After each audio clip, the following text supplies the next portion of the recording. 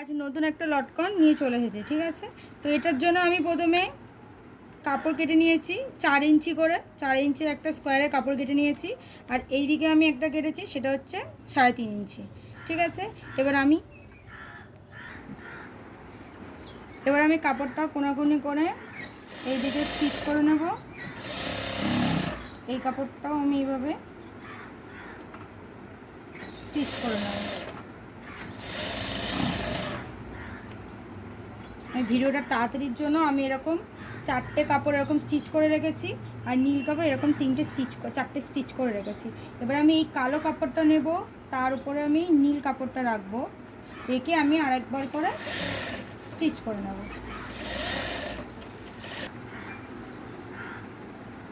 এভাবে আমি সবগুলো স্টিচ করে নিয়েছি।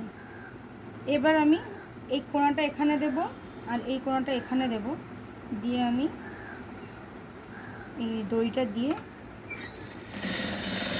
স্টিচ করে দেব। এভাবে আমি 3টে সেলাই করে নিয়েছি। এবারে আমি এগুলো উল্টে দেব।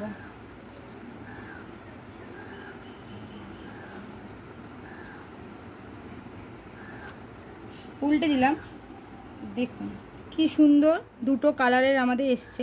এবার যদি আপনারা চান তো এর ভেতরে আরেকটা কালার সেমভাবে ছোট একটা কাপড় কেটে এভাবে দিতে পারেন, তাহলে এর ভেতরে আরেকটা কালারের হয়ে যাবে। তো ভিডিওটা যদি ভালো লেগে থাকে তাহলে লাইক, কমেন্ট অ্যান্ড সাবস্ক্রাইব করে